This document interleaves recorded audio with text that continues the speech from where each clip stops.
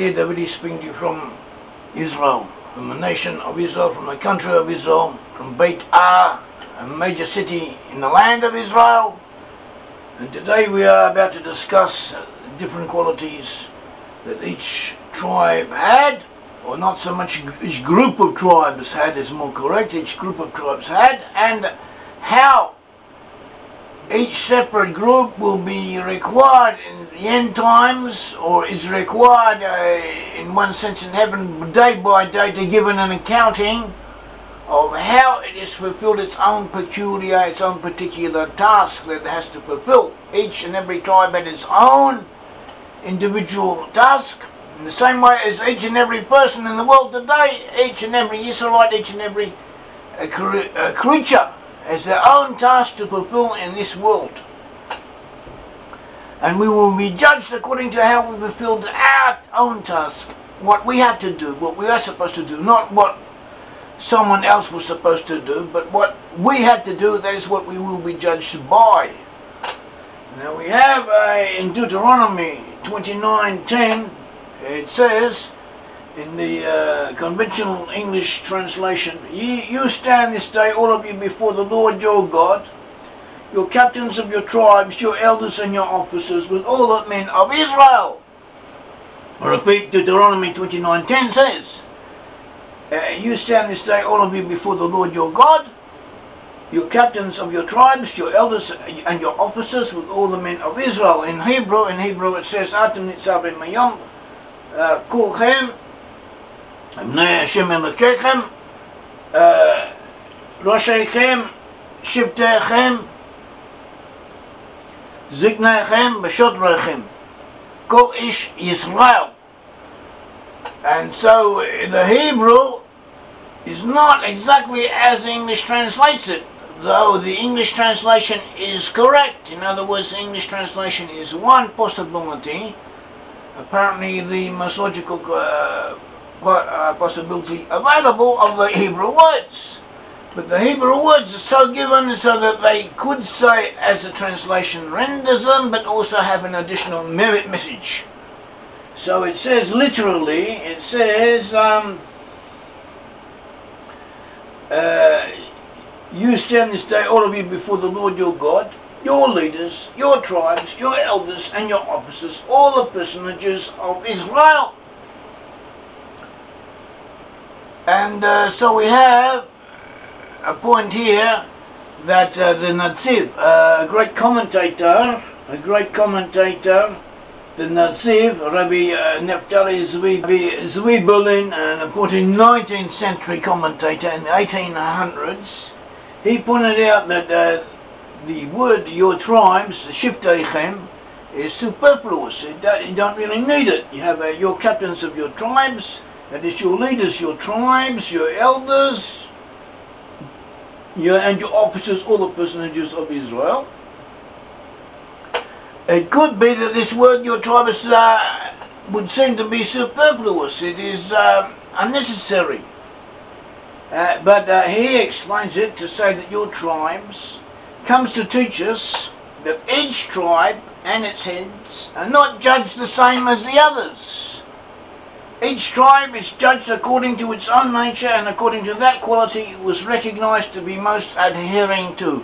Each tribe is judged according to the quality that is specialized in, that characterized it more than others. It is judged by the extent of its deviation from its own special characteristics. This is similar to Amos, and he quotes Amos chapter 2, the book of Amos chapter 2, verse 4, thus says the Lord, for 3 transgressions of Judah, and for 4 I will not turn away the punishment thereof, because they have despised the law of the Lord, and have not kept his commandments, and their lies caused them to err, after which their fathers have walked. And he continues, Amos 2, verse 6, thus says the Lord, for 3 transgressions of Israel, and for 4 I will not turn away the punishment thereof, because they sold the righteous for silver, and the poor for a pair of shoes. In other words, they did injustice. They were socially incorrect. They were guilty of a social transgression insofar as they did not help the poor. And instead of that, they exploited them. They were supposed to help the poor, to be just and fair and kind, but instead of that, they took advantage of the vulnerability of the poor people and they exploited them. Whereas Judah on the other hand is condemned for not keeping the commandments and for not respecting the law. That is what Judah is condemned for.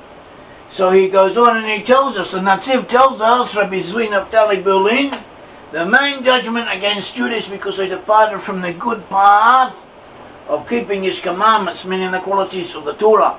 It is an honor for the written law that it be kept very strictly. When they departed from the good path, it was as if they despised the Torah.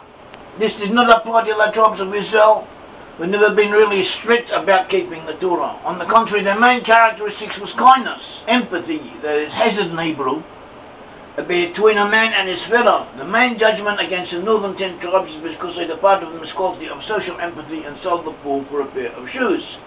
And elsewhere he quotes the expression Malchei Hesed, applied to the kings of Israel as being kings of kindness, and this was applied to Ahab. King Ahab was actually a cruel king by Israeli standards, but in the eyes of Gentiles he was a merciful king. The kings of Israel were merciful kings. For those who are not in tune with what we have been saying up until now, it should be quite clear from the very beginning that there were two different sections of the Israelite nation. There was Judah in the south, from where come the present-day Jews, and there was in the north the house of Israel meaning the 10 tribes. So a separate kingdom. They had separated after the death of King Solomon. The kingdom of Israel had split into two different sections. The kingdom of Israel was in the north, the kingdom of Judah in the south. From the kingdom of Judah come the present-day Jews. From the kingdom of the north were later taken into exile by the Assyrians, taken into exile and lost. They lost awareness of their ancestry. They lost their consciousness of who they were. They were not religious, they were not conscious of their Jewish heritage, and to use an expression, they were not. They were already worshipping idols and pagans in effect before they went into exile.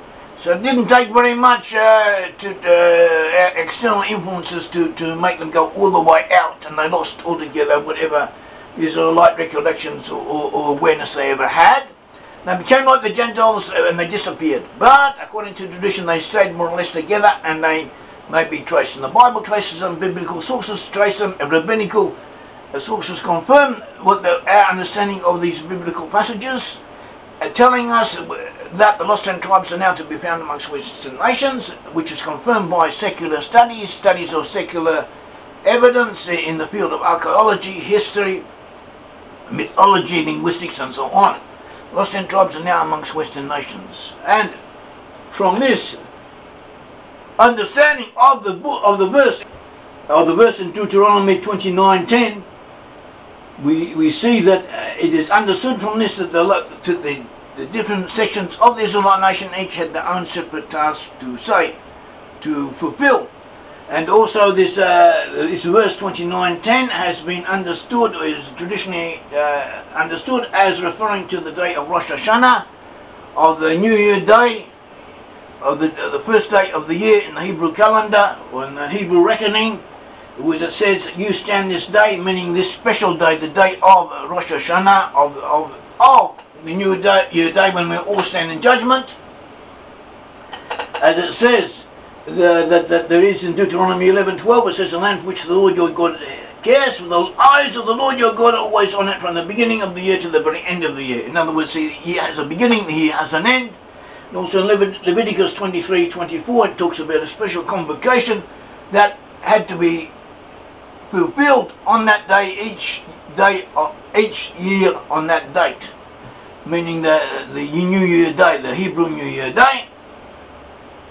And on that day we all come in judgment. All the people of the world come in judgment, as if to say, and we have to realize that we will be judged at that time according to how we are and how we fulfilled the individual tasks that were laid upon us according to who we were.